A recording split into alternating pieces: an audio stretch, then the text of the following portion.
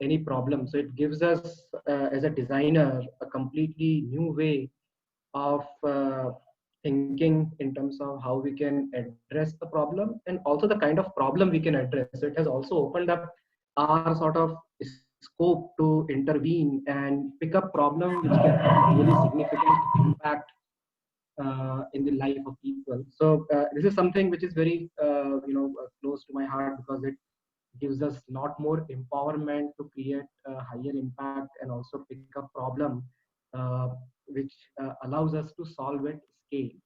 I would be sharing few examples, which are kind of highly impactful, as well as some of the examples from work which we are doing and I am personally involved, and me and my team are directly involved. So I would be sharing examples from some of the industry leading work, as well as the work, uh, some of the cutting edge work which is happening at our office in Microsoft India. So let me start with my recent sort of experience, and I was really, touched or impressed at how AI has sort of, silently embedded in things which we do. I'm hearing a noise. Maybe if folks, if you can switch off your microphone, it will help cut down the noise. Uh, I'm still hearing a noise. I request people to switch off their microphones. Can I mute them all? I'll mute them all. Oh, Okay. Still there is noise, but I'll continue. So hey, I just picked up this noise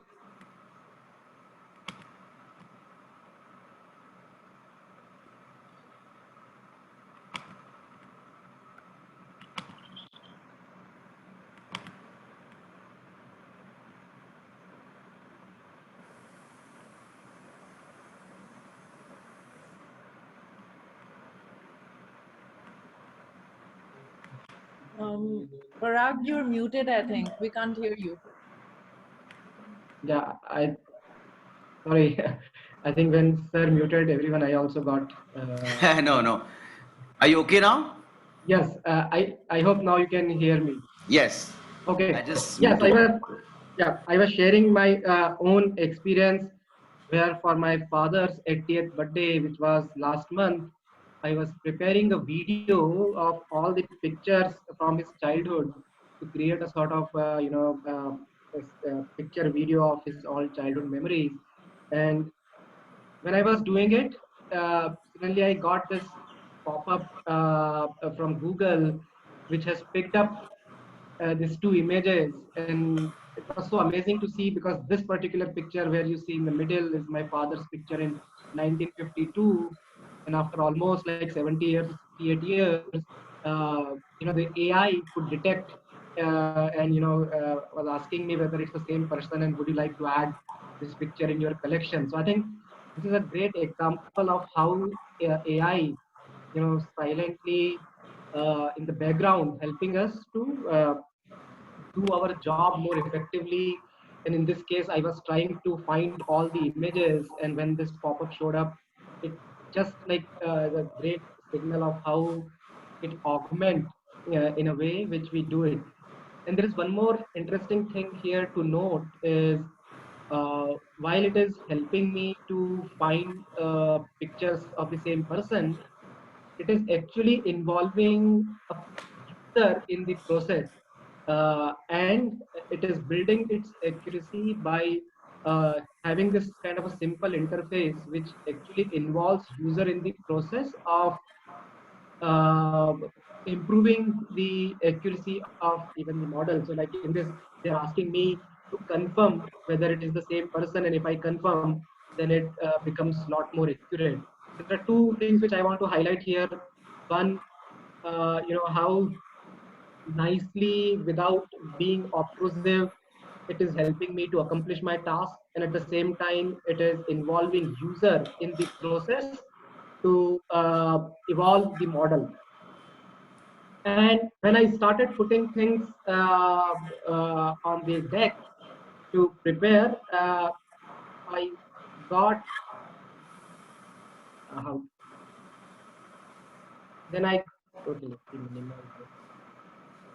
So I got this suggestion from PowerPoint. So the moment you drop pictures on the PowerPoint canvas, on one side it starts giving you suggestion of in terms of how you can create or compose these two images with just one tap. So you like I remember we used to spend a lot of time as a designer to compose different images, and now look at how AI is actually helping me do that job with some of the best practices in heuristics of how nicely one can create a composition and layout, and still the user is in control because user get to choose which kind of a layout would work better. So and there are like all these different things coming together. So on one side there is a AI helping you to pick the right image. Then you bring those right images in different canvas in a different sort of application. You again see artificial intelligence actually helping you to pick the right layout and helping you to be more productive and even more creative by picking up different or a right option which goes with your theme. And imagine if you have to manually try all these 6 7 8 layout options, how much time it would take for you to do it, versus you can immediately start from here and then build on top of it. So I think that's a couple of example of how in a day-to-day life with simple intervention we can actually leverage AI and help our user to be more productive or more creative. And here is one more example where again I was amazed to see. So here on the leftmost side you see my son, and then again the same sort of prompt to see whether this is the same person. And imagine like he's like 11-year-old now, and now this was when he was like around 6 months or less.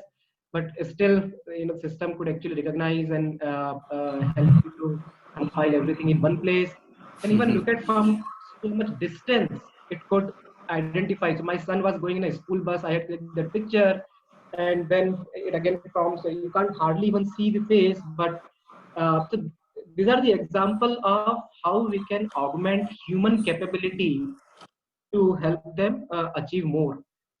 With that, let's uh, switch the context.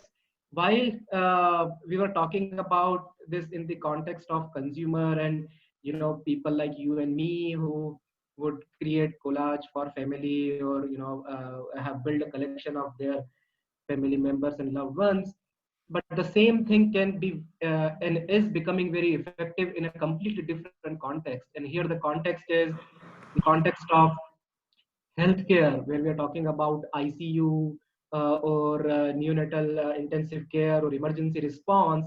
And this is a device from GE. And if you have a situation where you have an emergency case and you need to take X-ray to quickly figure out where is the problem. Typically, in ICU or in any normal case, if you take an X-ray, there is almost like a sort of a workflow time of almost 8 hours. When you take a picture, then it goes to radiologist, then radiologist will have it in the queue, and once it kind of clears the queue, they would look at it and give back the recommendation for the practitioner, doctors to plan their treatment. But if suppose if there is something which requires immediate attention, the artificial intelligence which works based on sort of the image recognition and sort of pattern recognition, uh, as soon as you take X-ray at the device side itself, in the device itself, it would give you an alert that this person needs immediate attention, maybe because there is a disease and pneumothorax, which is a kind of the condition of it, the lung gets collapsed and it requires immediate intervention.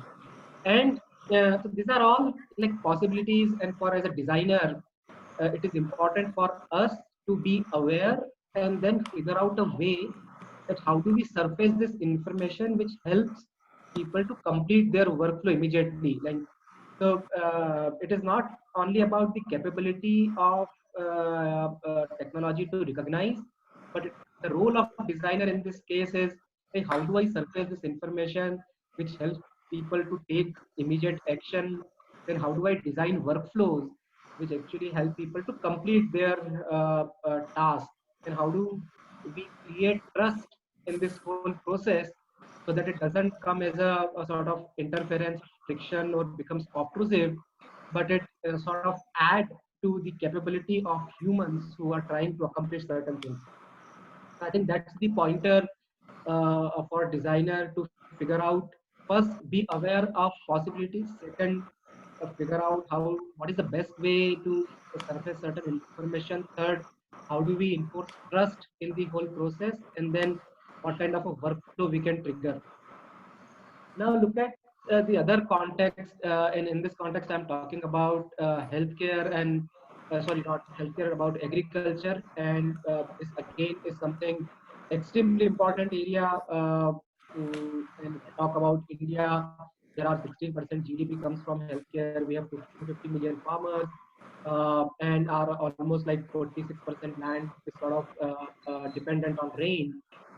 In such case, how technology and design intervention can help improve the productivity of farmers and ultimately add to the GDP of the country, but also empower every small farmer. So the reason I'm sort of sharing this, the spectrum of possibilities, because uh, it just gives us where all what kind of a problem we as a designer can solve.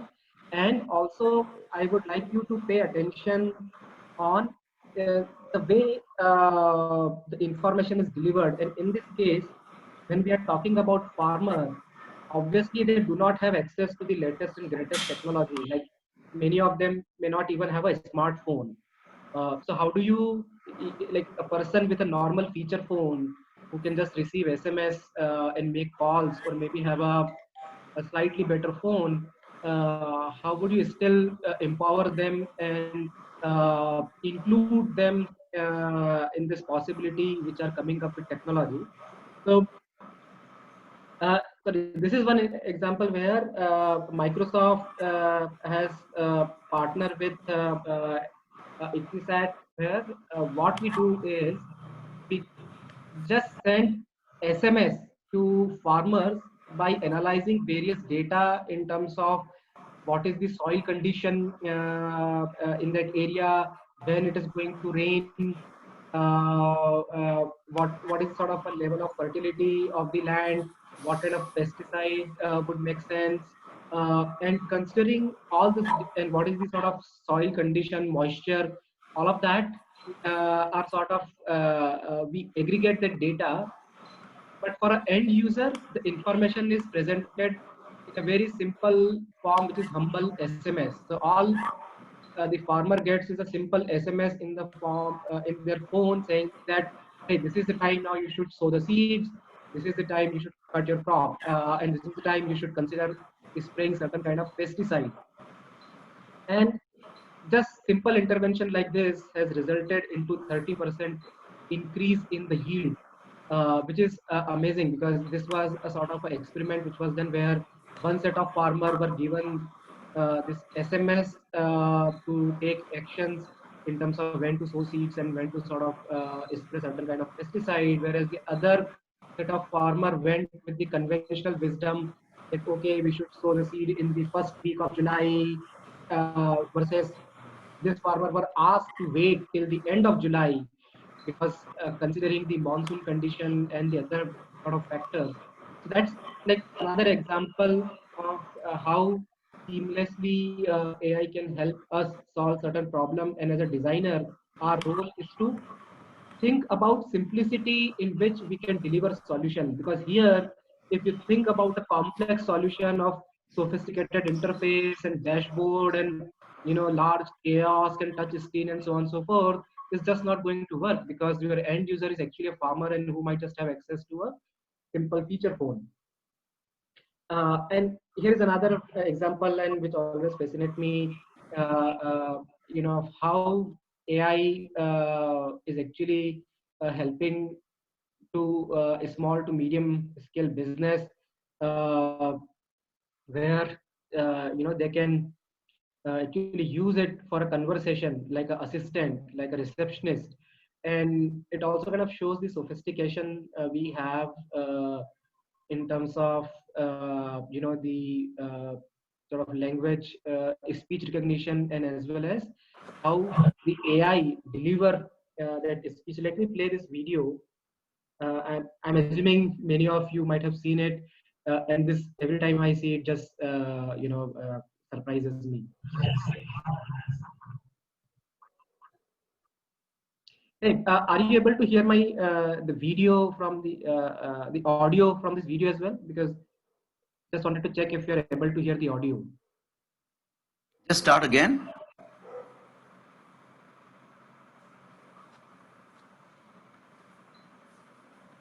Are you able to hear? Not audio, Parag. I think you have. Not. You may have to start the computer sound. Maybe there is some.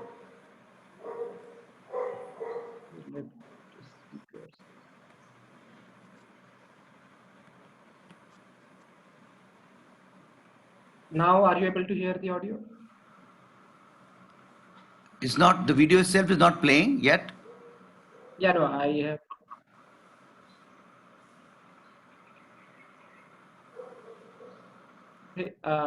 I just paused it. Are you able to hear the audio from the video which I was playing? The sound is coming like a robotic sound. Oh, it's not clear, is it? Yeah, it's not. Just put it on again, and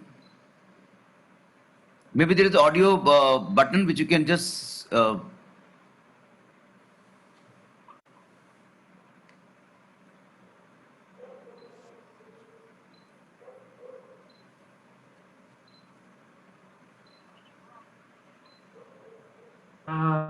Is it any better or the same? No, it's the same.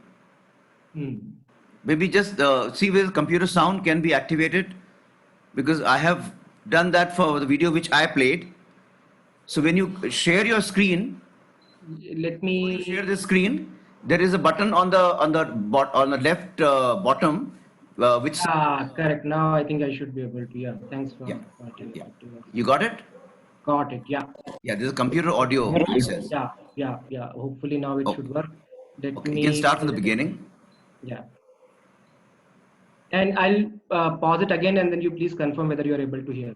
Let's say you want to ask Google to make you. Let's say you want to hear. Yes. Okay. Great. Sorry. So let's play this again. Yeah. Let's say you want to ask Google to make you a haircut appointment on Tuesday between 10 and noon. What happens is the Google Assistant makes the call seamlessly in the background for you. How can I help you? Hi, I'm calling to book a woman's haircut for a client. I'm looking for something on May 3rd. Sure, give me 1 second. The amazing thing is the assistant can actually understand the nuances of conversation. We've been working on this technology for many years. It's called Google Duplex. It brings together all our investments over the years in natural language understanding, deep learning, text-to-speech. By the way, when we are done, the assistant can give you a confirmation notification saying your appointment has been taken care of. Let's say you want. So that was an example of how natural it feels. It also actually includes filler word like okay. So yes. It just makes the conversation so natural. Yes. And that's again a sort of very nuanced human experience design, because you have to really leverage this technology. It should feel natural, and person on the other side should feel as if they are talking to human, and then the adoption of technology goes up, because then people would feel will have a lot more trust in the system versus a feeling that, hey, I'm interacting with a robot which just doesn't understand my emotion and expression and sounds like a monotonous in the tone. Yes. So that's again a very nuanced aspect of design, and it also gives us a sense of So how we should look at interface design. So it is in the couple of example I showed you. Some requires like a complete graphic user interface design to surface your information. In some cases, just by sending SMS, you can solve the problem. And here we are talking about there is no interface. Here it's like a voice, and it's a voice-based interface. It's not like a graphic user interface, but it's a voice-based interface. So as we look at the design solution and the interface design, we should just be aware of all these different interaction modalities, because if we are aware and sensitive of the different interaction modalities, when we think about a solution, it can actually help us to create a solution which feels a lot more natural and real. I think that's the point I wanted to make by sharing that particular example. And here is one more example in the field of education, where again from Microsoft, we are working with governments here to help them solve the problem of dropout in the school, because we have seen like 70% dropout happens from till the time they reach the 12th standard from kindergarten. And there are various reasons, and then how do we empower the sort of school authorities that as to what is causing that reason, and how they can intervene at the right time. We collect the data, and the data is shown in the form of like every student. Sorry, anybody has any comment? I heard some. No, there is just a natural sound. Okay. So here is an example of how we are leveraging this sort of data to give a simple information like every student, what is the risk probability, or what is the probability of they dropping out. And in this case, like it was shown that for this two particular student, there is a 100% risk they will drop out for so and so reason, and then the authorities can intervene at the right time. So I think these are some possibilities of how AI can be used, and how as a designer we can show this information in a way which allows people to take actions. I'll play one more video because since we have figured out how to play the audio as well. Here is one more video from our CEO. So when we talk about this limitless opportunity, it's not really about adding more screens or grabbing more screen time.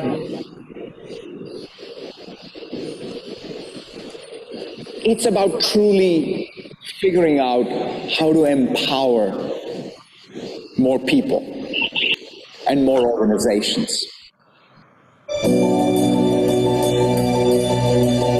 We have so many people who are non-verbal but still have so much to say. I want the exact same information that my hearing friends have. There are barriers to communication everywhere, but I think it's time we look at the barriers as opportunities to reach out to everyone. Soundscape fills in a lot of the mental map as you move. Approaching intersection. You can just put it in your pocket and go. With ALS, you become locked in, but we see technology as a way to give back what ALS has taken away. There's no better feeling than to hear a child say something that they've wanted to say, and the look on their face after they've been able to say it. So when we talk about... I'll skip that in the interest of time. The key point there, what I wanted to make a key point is one more spectrum where we can leverage AI, which is sort of designing solution for people with certain disabilities, and then how can we use AI to empower them. And in this case, I'm referring if somebody has sort of difficulties in seeing, hearing, listening, we can use technology to augment that particular sort of sense or capability and empower them to accomplish their job. Here are some examples, from the work which we are doing, and I myself involved, and my team is working on this. So here is one example. Is the app we have built called Microsoft Office on mobile. And suppose if you take a picture and you want to convert that picture into a Excel sheet, you just take a picture and then it converts you for an Excel sheet. And then again, involving human in the process. So if we feel that some of the things we might not got it right by clicking picture, or we have not correctly converted, we actually let user review it once and then give them a chance to correct it if they want to. And if it is okay, they can just skip and move. So with just one click, you have Excel sheet created on mobile. Otherwise, creating this Excel sheet on mobile may take a good amount of time, whereas you just take a picture, one tap, and then you have Excel sheet ready for you. Here is another example from the same app we have designed recently, and it has been launched. Uh, where you have taken a picture of any text. Like in this case, I saw a notification which came on the app that your account has been changed. I wanted to use that account number so that I can type it again. So I just took a picture and extracted that account number, and I can use that account number. It is no longer image. I got in the form of a text. So these are some of the simple things where we use AI to help make people more productive. So if you look at the, as an overall spectrum and as a designer, what kind of skill we can leverage? So there is a skill around vision where we can use various kinds of vision skill from AI. We can use speech, language, knowledge, and search. And here are some example of, like, you can have a face recognition, emotion recognition. You can understand video. You can sort of do indexing in the video in terms of which particular place where people were sort of clapping. Like, so for example, if there is a Wimbledon match summary, if you have to create, and you want to capture all the highlights, AI can actually help you places where there were a lot of claps, for example, or a lot of cheering, and then that gives you a sense that, hey, like, there are 5 places, there were a lot of cheer and claps, and that becomes your summary. Speech recognition, text analytics, like I showed you example of text to sort of image to text, or even the extract text and translate that into a different language. And then various kind of search modalities like video, image, search. You can do very specific search around news. These are all sort of possibilities and technology which exist, which we as a designer should be aware of. And when we think of a solution, we can leverage this and create a solution. I think that's the point I'm trying to make here. And here is one example of, is a poster for our today's webinar, and Sanjay sir had shared with me. Imagine if someone has certain disabilities and maybe hearing, not like a seeing disability, or maybe a person who has certain challenges with eyesight. There is a Microsoft app called Seeing AI, and if you use that, so I just got that image there, and then it helps you understand what that image is all about. Let me just play that video. I have imported that video. I have imported that poster, and that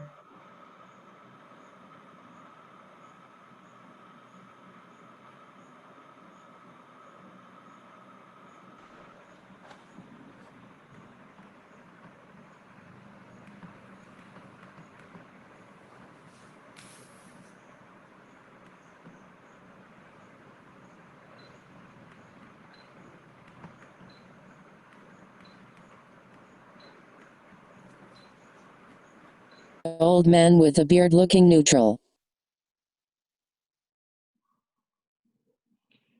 So it can actually help people understand, what that image or scene, a live scene, consists. You can switch on your live camera, and then it can start sort of narrating what the camera is seeing. It can give you all the text which you may read, or it can read out for you later. Here are some more examples. Preview. So, like, I just took a picture of my processing. A desk with a laptop computer sitting on top of a table. It can read out for people with vision impairment, saying that, hey, there is a laptop kept here, or Here is some other object. So there are some more example of the same thing. How to create products and services customers want. Get started with value, proposition, design strategies or com VPD. Alex Osterwalder, Eve. So another example is, hey, you just point your camera and then it can start reading out text for you, so you can actually use it to read books or listen to books, and just opens up possibilities for people with vision impairment. They can listen to any book, and there is no barrier in terms of it has to be in braille or anything of that sort. Just open any book and it will start reading out for you. And same thing is with the currency. So if you have a currency, 500 rupees. Recognize currency in various for various countries. So these are again some examples of how AI can help with people with certain disabilities.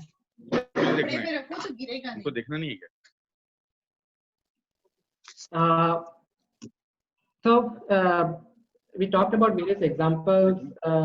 Let me quickly talk about some of the principles which one should consider while designing for AI.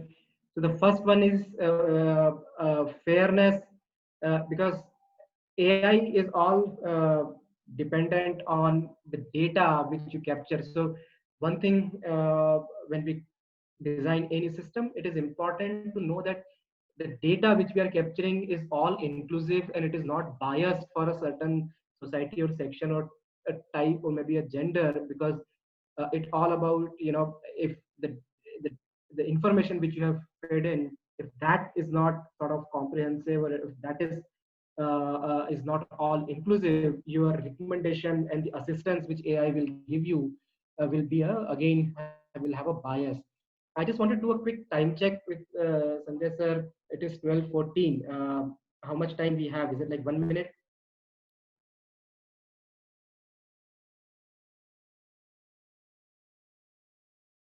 Hello.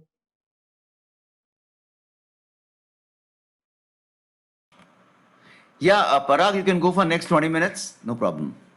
Oh, okay, cool. Then I won't rush and No, don't rush. Don't rush.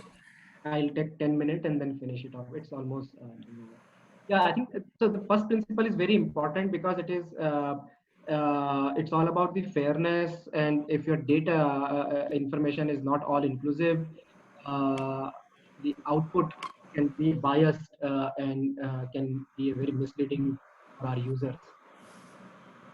The second, is again it's all about all inclusive and should cater to all sort of sections and empower every person. So the solution again has to cater to all and not should be focused or addressing the need of only a certain section, but it is important to sort of design a system which kind of cater to all the folks. And these are the sort of founding principles which we follow in Microsoft. Privacy and security, because AI actually runs on all the data which we collect from users. So we make it completely confidential. We make it completely anonymous so that no sort of personal information is captured or shared, and it is used only to make the model robust. And customers data is always maintained with the highest level of standard. Reliability and safety of the solution, because AI is actually used or getting used in things like healthcare, where you are sort of making recommendations or giving data for practitioners to take sort of medical treatment related decisions. Or in a large industry, you may help them in an abnormal situation management, and those things can be very critical in nature and have a significant implication if gone wrong. So having a reliable system is another thing which is kind of considered as part of AI driven solution. Transparency is foremost because that helps in building trust. And from a UI design perspective, if we translate that to what does it mean to a UX or UI designer, we should make it transparent in terms of if we are recommending something or if we are leveraging UI and making some suggestion. We should give a way for a user to know why that particular recommendation has been made, or they get a sense of why certain thing has been done, so that it becomes transparent. And if there is any other sort of a point of view, user has a informed sort of situation to take any other action. And the last is around accountability, and this again is all about, because we are leveraging AI and we give sort of skill and technology to our partners. So there is a system of accountability at Microsoft level, as well as people who are using Microsoft technology. We use it in a way to solve a problem which actually sort of helps the humankind and society. There is an accountability of leveraging it for the right use, and accountability for having a correct information for people to perform their job. So now I have shown you various kinds of example in various contexts, in various industry. And if you as a designer have to think about that, how do I go about designing it? And how do I think about leveraging AI in my own day-to-day work or project, which I'm going to do in my classroom in Sage? I would say at the end of the day, it is just a technology. Designers are, human-centric. We practice human-centric design. So for us, it always starts with human need. And just consider this as another technology which enable us to solve things maybe more effectively. But at the end of the day, don't get sort of, to carried away with technology. And for us, human need always comes the first, so there's nothing kind of changes there. And what human need we are talking about, so there are various kinds of human needs, like, oh, I want to create something, or I want to find something, I want to analyze something, I want to understand how, and understand that how COVID is spreading, or how coronavirus is spreading, and medical practitioners WHO want to understand how it is spreading and what actions they can take. Or I want to communicate with people who speak different language. I want to take certain decisions. I want to improve my efficiency of doing something. So these are sort of core fundamental human need. And if you are doing any project which deals with any of this or more, first we need to figure out what is that need. And within that need, what is the exact pain point which needs to be addressed? Is it a task which is very repetitive? Probably then you can use AI. Or is it a task which requires very high skill? Like, for example, ability to read X-ray, the example which I showed you, requires certain amount of training and practice and education for you to be proficient in terms of reading it accurately, whether it is pneumothorax or something else, which a technician may not be able to do it. But you can train your machines to kind of read that with a very high amount of accuracy. So the point is, if any human need which you are trying to address, what is the key issue there? Is it a key issue of repetition, or it's a key issue of it takes a lot of time, or it deals with a lot of data, or large volume of data, or there is a very high chance of human error, or it is too complex, or it requires me to refer a lot of past data, which I may not be competent enough to do that. So figuring out what exactly is the key pain point. Yes. And then solve for a specific user job. Think about what is the exact user job you would want to address, because there is no sweeping solution, and AI cannot solve all the problem, because things sounds very exciting, but AI work very accurately in a very confined boundaries, where there are very fixed with the current state of technology. It works with a very fixed sort of parameters and variables. So we have not reached the stage of general intelligence, the kind of intelligence we as human beings have. So it could solve a very specific problem. Like, for example, if I put 5 images or text then how to arrange that. You know, so because it has a very defined parameter. There are like images, there are text, and then there are like bunch of layouts I can create. Uh, Find images, then I can, oh, I'm narrowing down to images or financial data. There's restricting my boundary to financial data, and then in that it would give me a recommendation which I can use it to help people achieve their job effectively. So similarly, yeah, I mean, the point here is uh,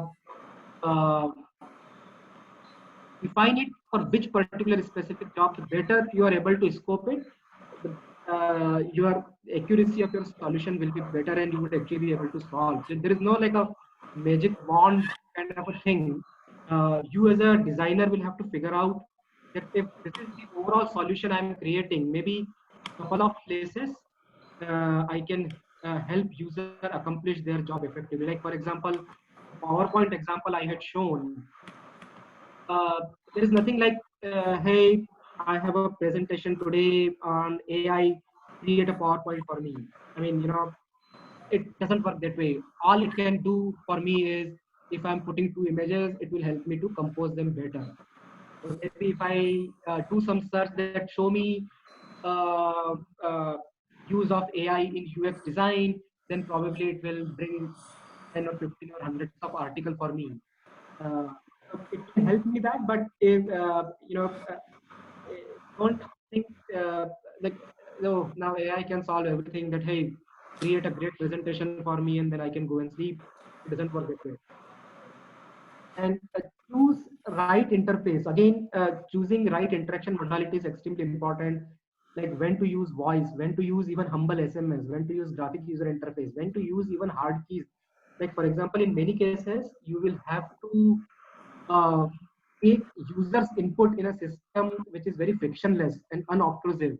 And like there was a you know, example in Microsoft where uh, people who use inhaler for certain breathing difficulties, uh, and to build a sort of a solution, we wanted to capture that how many times you actually use inhaler. Now, how do you capture this information? If you ask a person to every day enter that, okay, I used it 2 times, then you again a pop-up, uh, then people will kind of get you know, sort of irritated, and they may stop responding. So how do you intelligently weave your solution which becomes seamlessly integrated and unobtrusively? So here in this case, in the inhaler itself, there was a sort of a button integrated where if you press inhaler, it would actually pass that information that it was pressed and it was used once. You don't, the user need not even worry about inputting that information to system to get any recommendation, because it is automatically get captured. So again, I'll bring back the role of designer here is to really understand the human behavior, and then figure out a way in terms of how to capture that information, how to show that information, what is the right interface to sort of present that information. Always keep user in control, like just don't take over and say that this is what it is, but give options so that people can choose, uh, show your rationale so that they understand why system is making that recommendation. Yeah, allow user to choose and allow user to change. If they are not happy with the outcome, give them a control to change, because we are augmenting to the capability and not taking over. So even in this case where we at a G healthcare machine would actually give a recommendation, it won't go ahead and sort of execute the plan. And doctor will always have a right to overrule that and maybe do one more test if doctor wants to do it. And then build a system which all constantly learn and evolve, so allows user to give a feedback whether yeah, this was accurate, not accurate, so that your system accuracy kind of goes up, and you can keep on improving. I think I'll take a pause at that, and I think that's pretty much I wanted to cover. I do have one video at the end, but that is more about in terms of the possibilities with AI. I have shown you various examples. I'll take a pause, and if would be glad to take some questions if there are.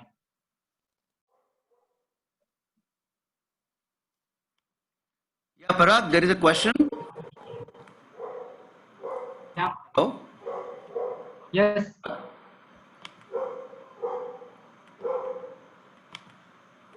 Hello. Yeah, I can hear you, sir. Yeah, Parag, there is a question from one of the faculty members, my colleague. Yeah. Yeah, she was saying the speech and the text options which are there on the laptop are they part of the UX design, or has a UX designer has done them? You know, you can. That's what is the question, I think. Can I just have a look? One sec. Is it? Yeah, if there is a speech oblique text option in laptop, does it come in UX design only? Yeah. See, that particular option is given to solve the accessibility problem, because you need that's the yeah that's the option exists to make the product accessible. So yes, you can consider it as part of a user experience design. Yes, for disabled Which is, people. yeah, because it makes it inclusive. It includes people with certain disabilities. Yes. Thank you. Yeah. Any more questions? Can you put the question in the chat box, please? Hello, everyone. Can I unmute everyone? Can I take the risk of unmuting everyone?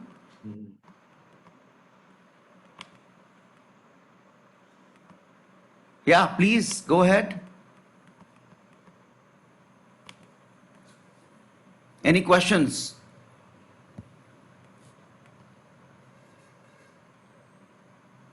Okay, so okay, I saw some. I'm using Google Lens.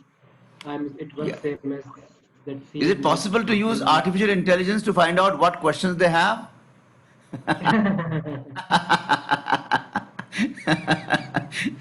What is in their mind? You know, what is just going in their mind? You know. Yeah, I saw one question on chat window. I'm using Google Lens. It works same as the scene, but Yeah. how can install or use that app? Yeah, so that app is Seeing AI, which is available on App Store as well as on Android, and you can install and use. Yeah, the app name is Seeing AI. So is it same thing? You're talking about Google Lens? So I have shared that name in the chat, and you can install from the App Store. Okay. There's a question. What is the main difference between UI and UX design from a student? So user. So UI stands for user interface, and UX stands for user experience. So UI is a term which is kind of used interchangeably with even graphic user interface. So there is an interface element. It could be a graphic user interface like the interface which we are seeing here. There is this button and pop-up windows and all of that. So that is the graphic user interface. And then there is this overall experience, and experience can be a function of many other things. And UI is sort of one key element, but not the only thing. As in, if experience is also a function of various feature set, various performance of the system, or the feature set of the system, and the craftsmanship of the system. Whereas the UI stands for user interface. Like for example, if we are doing a Zoom meeting, and then there is a tremendous lag. I say something and then you hear my speech after 30-second lag or 15-second lag. Your experience is not good. While there is a interface is very simple. It just says tap and speak, and so your UI is the interface which you see, but experience takes care of the complete experience, which is a function of your performance, workflow, feature set, usefulness of the feature, and so on and so forth. So I think that's the difference between UI and UX. Yeah. So UI is a small subset of UX, basically. Correct. Yeah. Yeah. Any more questions? Okay. So if there are no questions, thanks everyone for attending. Hope it was useful, and I wish you all all stay safe and take care.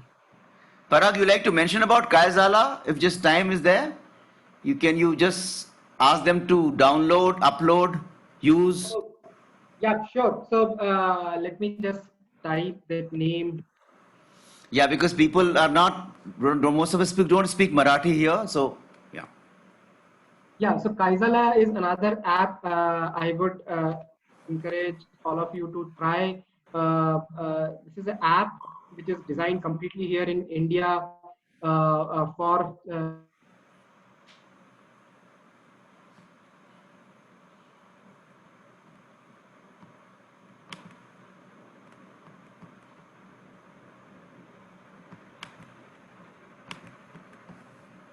Your video connection is.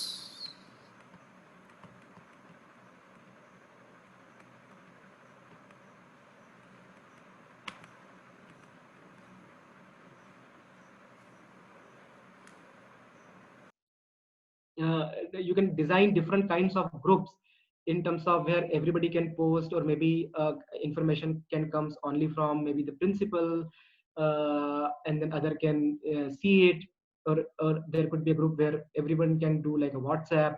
So it has sort of various workflows integrated, and even some of this lens capability, like camera capability I showed you is integrated with that. You can do your surveys, poll questions, quizzes, you can play games, uh, uh, and then it has a sort of another tab called discovery, where it can give you a bunch of things based on your interest to learn various new things and new skills. So you can actually subscribe to various skills in that. So it's an app which kind of brings in the simplicity of WhatsApp and empower everyone to do their job, and not only like just chat, but actually complete certain activities and tasks which helps us become more effective in our day-to-day work. And it could be any context. You can actually use it in your classroom, and even in the Sage University as well. And the other app I have added is Office, which lets you complete content creation on mobile. You can, with camera, you can create like Word or Excel or presentations, or scan. You can do scanning. So all of those things are easily available on this app. Okay, I think there is one more question. Do anytime fear AI, or it is all in control? Do you anytime fear AI? No, see, I think it's a great question, because there is this fear that AI may take over things. Uh, my take on that is there are two parts. We as designer and developer needs to be responsible.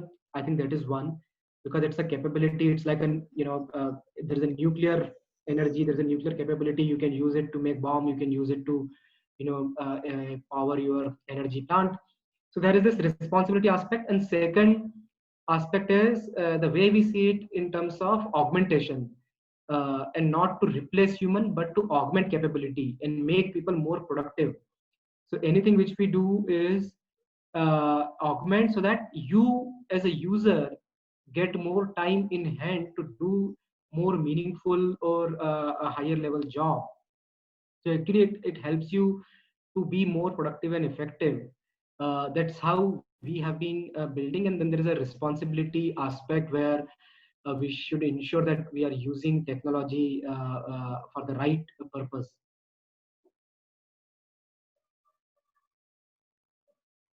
Okay, so great.